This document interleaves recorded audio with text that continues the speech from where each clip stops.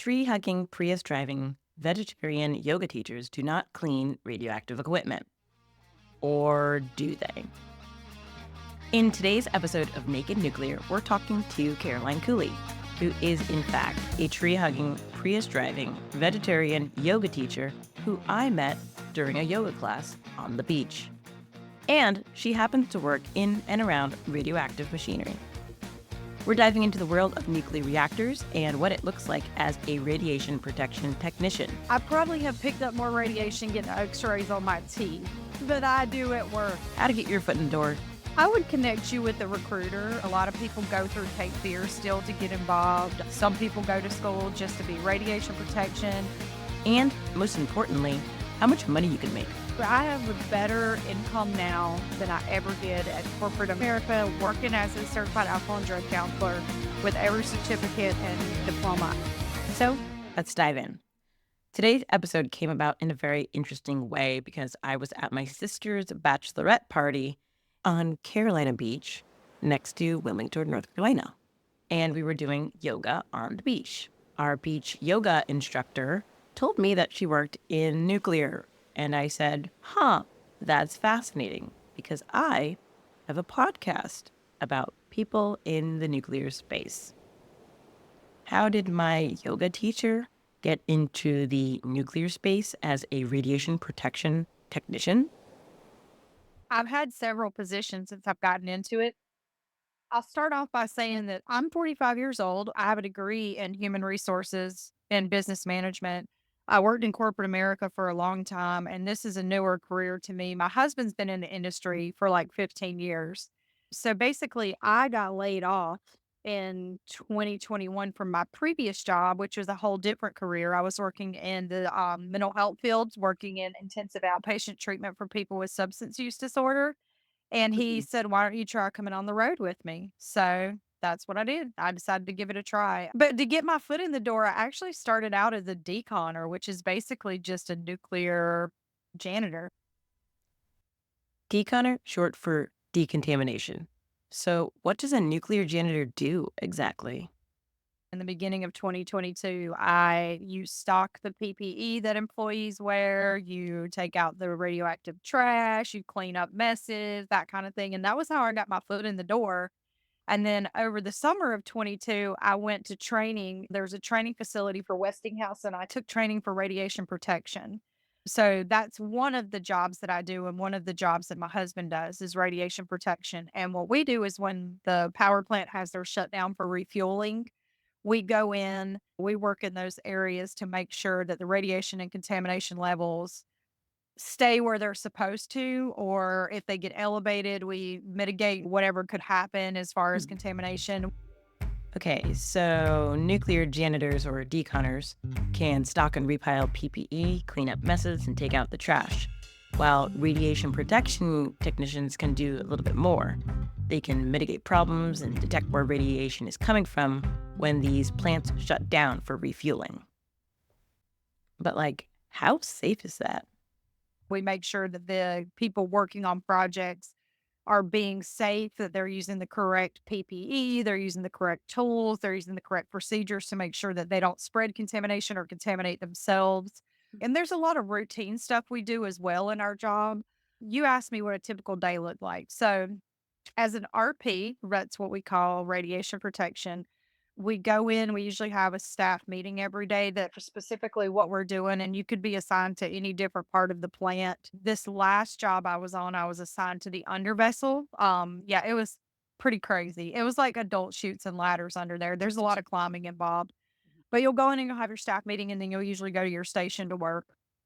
And we work 3 on, 3 off. So you're on your station doing whatever your job is. You might be covering workers while they're replacing a valve, or they might be going in to do some temperature testing, and you just have to go with them and lead the way because you have to check the radiation fields as you're going through. Okay, so let's break this down. You have an RP, which is your radiation protection, who does a morning briefing with staff. You've got to make sure that your staff knows how to use all the proper equipment and tools correctly. You debrief on where in the plant you'll be going and what the job is for that day. All the while, you're monitoring radiation and contamination levels of both the fields and yourself. Then, once you're at your work site, you can work for 3 hours on and 3 hours off. And learning this made me have a billion other questions, such as what kind of equipment are they using, like Geiger counters? What kind of PPE are people wearing? And what happens after you have your 3 hours on a shift? So we use instruments, we use different kinds of meters to check for radiation in the area depending on where we're going. It will, dictate what meter we'll use.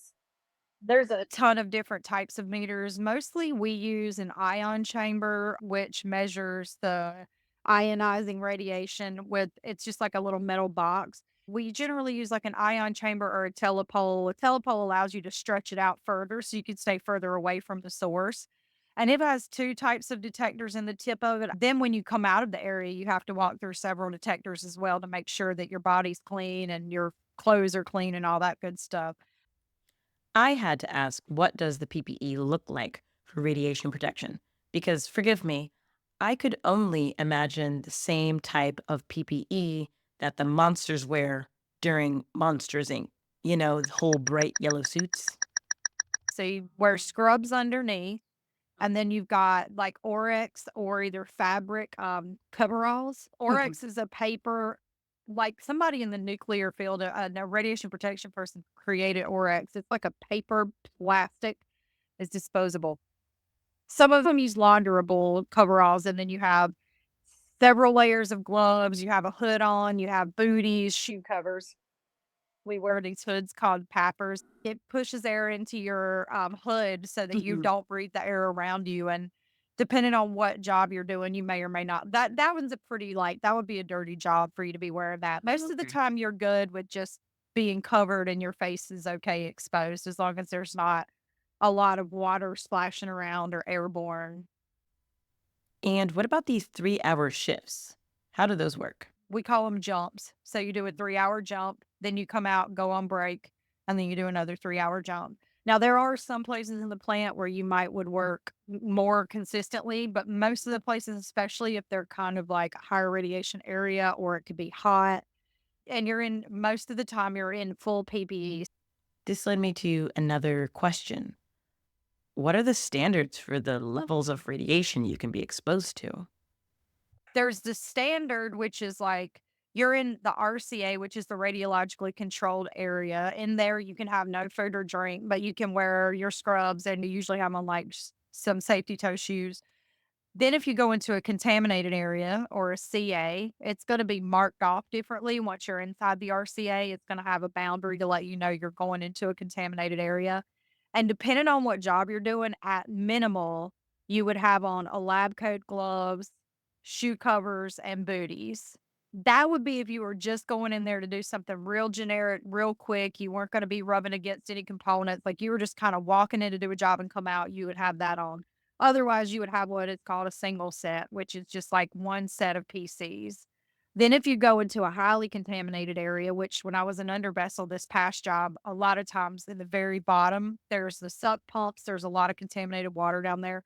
You might be in double set of PPE, you might have on a plastic set outside of your cloth or paper set, several layers of gloves, several layers of shoe covers. I thought of this like a stoplight. Green is your RCA, which is your radiologically controlled area. Yellow is your CA, so your contaminated area. And red is your HCA, which is your highly contaminated area. And depending on which light you're operating under, you have to have a different set of PPEs. It's separated by different boundaries, so if you were in a HCA, which is a highly contaminated area, you would shed your outer layer of PPE when you come out of that area, and then you're in another area. They call it a double boundary. So everything is very particularly roped off or cordoned off so that you know you're not gonna just walk in a room and be like, "Surprise, I'm in a contaminated area." Like, signage and boundaries is a very big thing in nuclear. So I have my PPE, I have my signage, I have my instruments.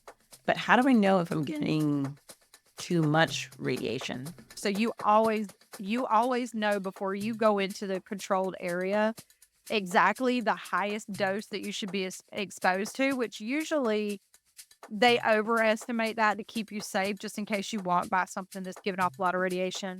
and the highest amount of contamination.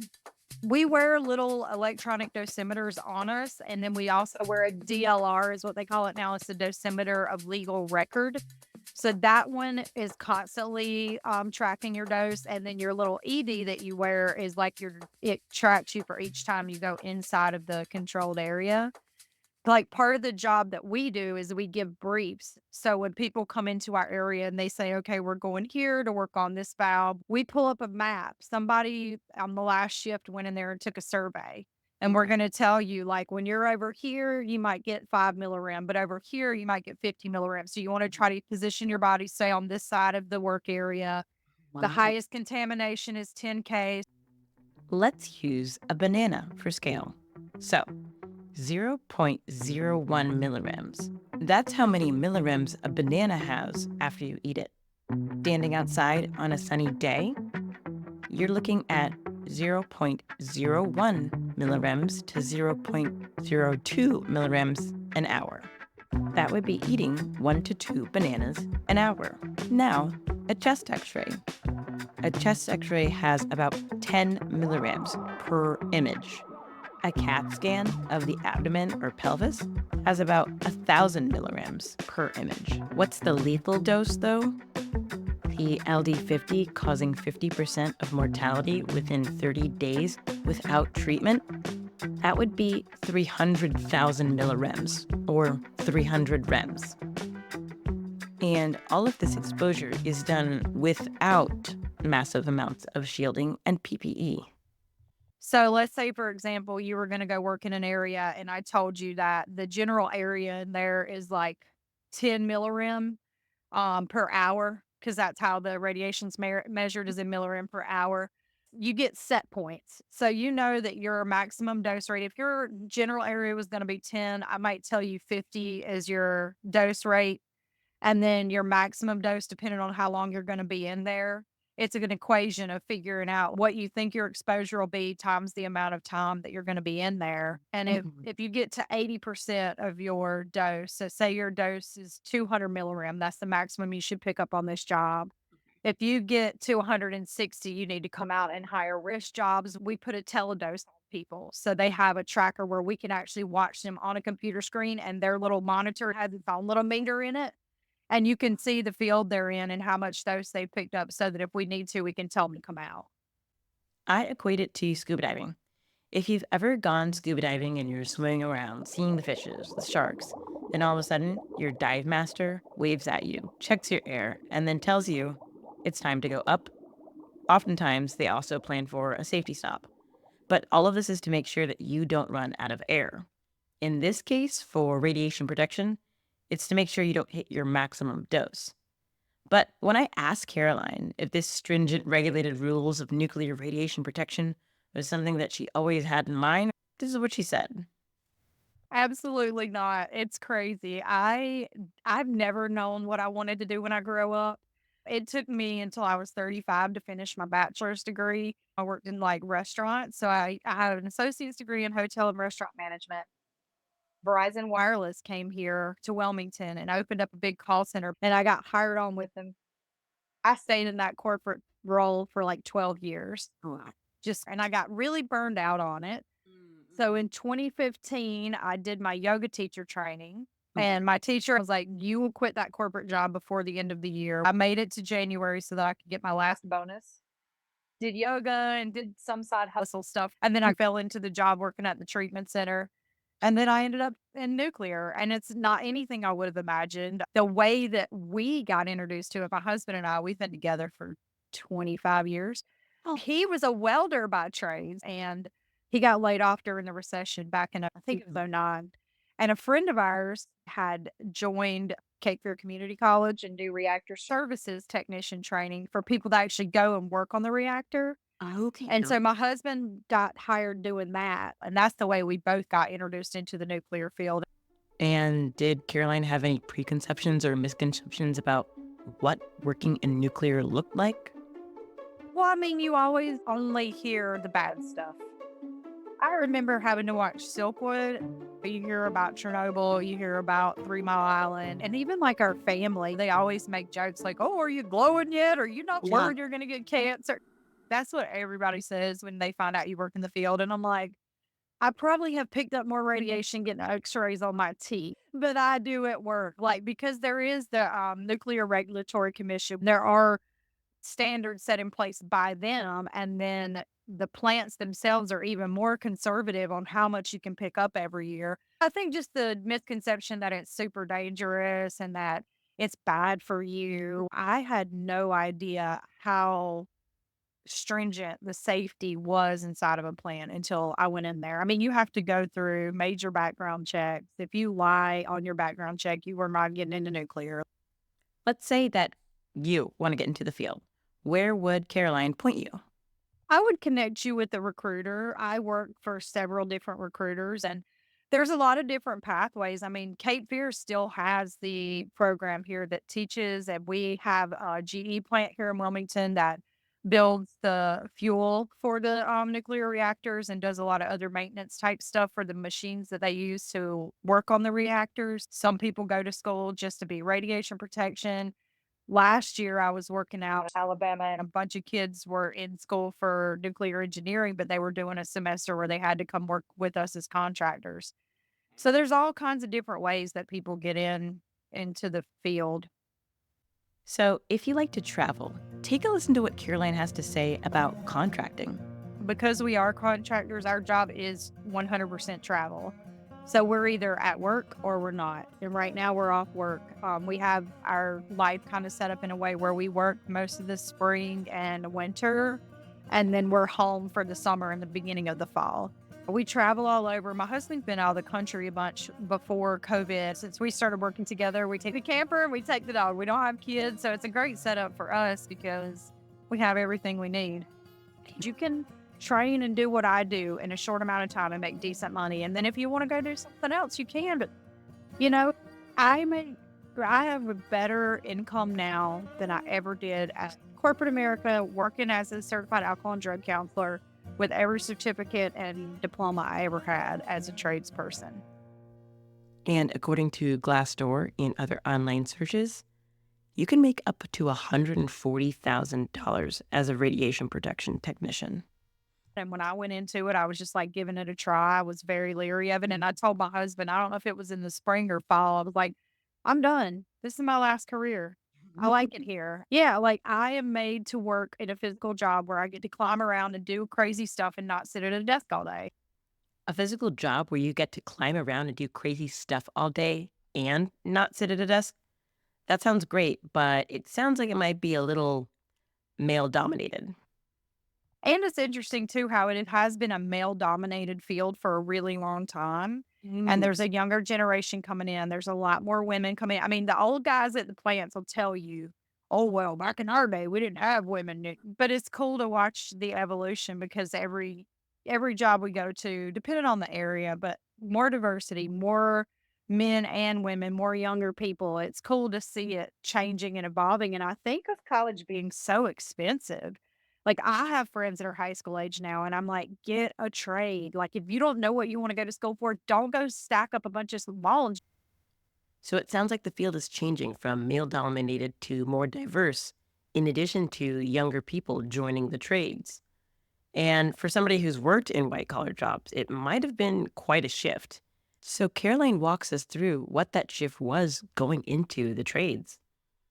Yeah, I was terrified. I mean, I've always worked quote unquote white collar jobs, and this is more of a blue collar job. And I was terrified of going into that trade. And I mean, honestly, felt a little insecure, like prideful ego. I don't know what it was. And Mhm. everybody else in my family, I mean, my sister's a nurse, my mom's a nurse, my aunt is a doctor of business professor. Like they all had the Yeah. very square, like, this is what we're going to do. And I've just never been like that. And I think when I told them that I was gonna go work in nuclear, especially the first year when I was going as a deconner, I was like, I felt like my mom was like, and now they're all like, I was like, I freaking love this. This is awesome. Like we have a great setup and it's so cool. And I never would have believed it. But the opportunity just presented itself because one job ended because of COVID and Mhm.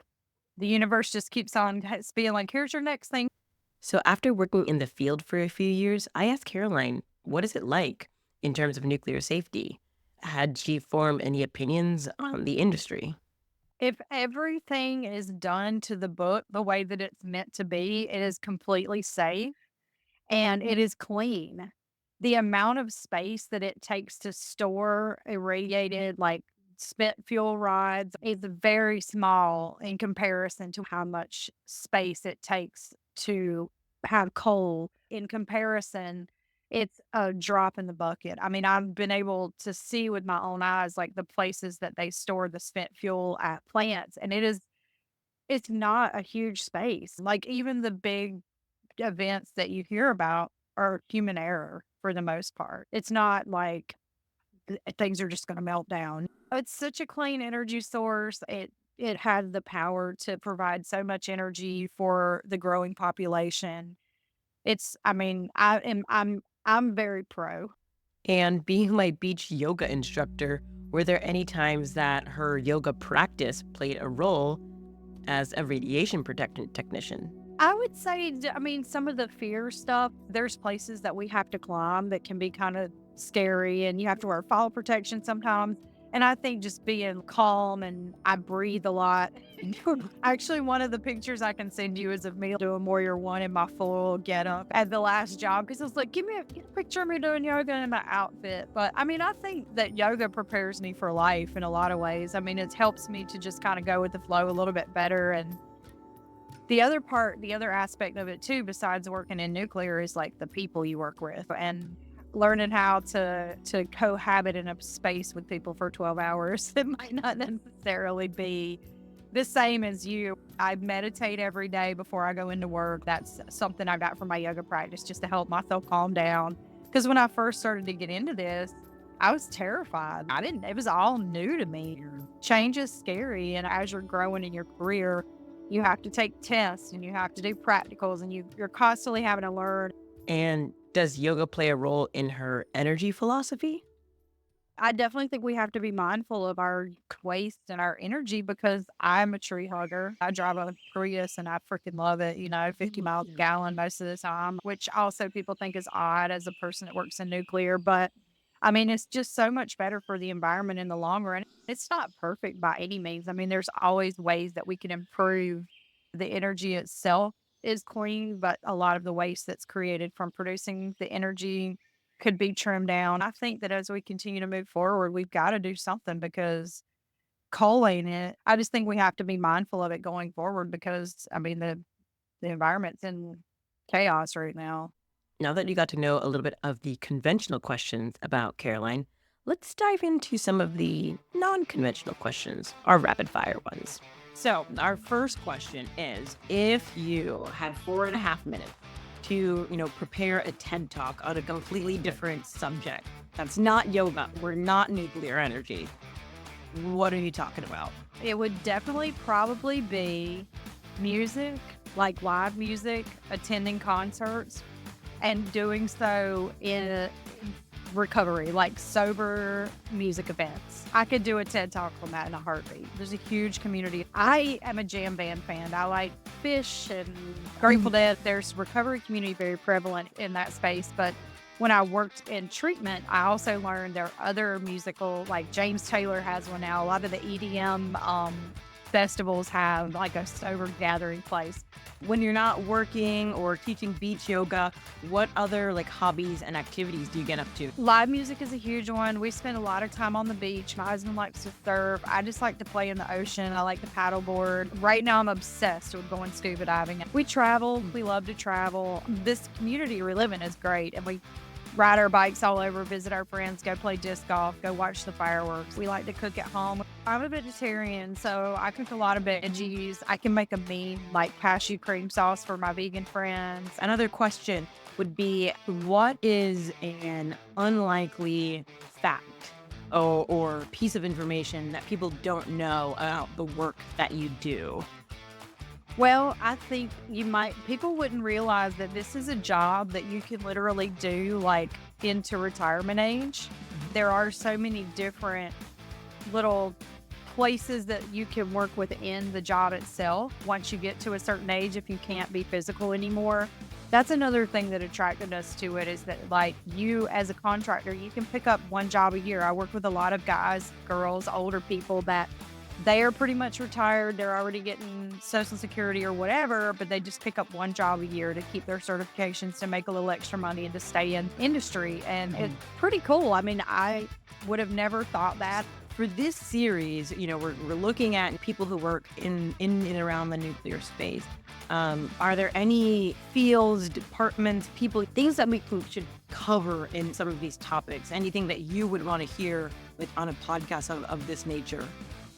Yeah, I would really love to hear you interview people that work in chemistry and within the nuclear power plant, the water, like the water chemistry is a huge, huge part of the shielding, how they, cool, heat. There's so much that goes into the water chemistry, and they have most places I've been have several labs throughout the building, and people are always taking water samples. And we take, as radiation protection, we take air samples, but what we sample, we send off to chemistry.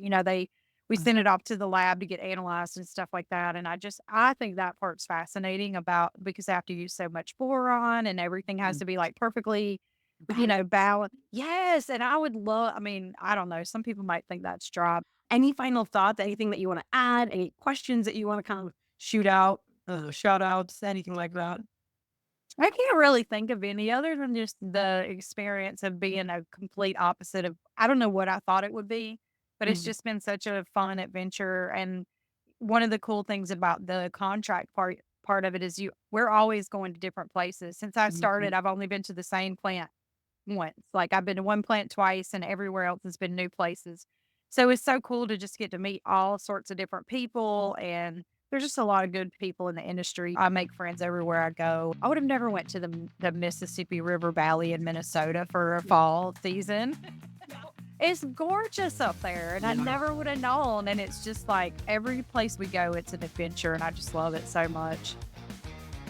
So if you are working a corporate white-collar job and you think, maybe I need a job where I can crawl around and do crazy stuff and not sit at a desk all day, radiation protection technician.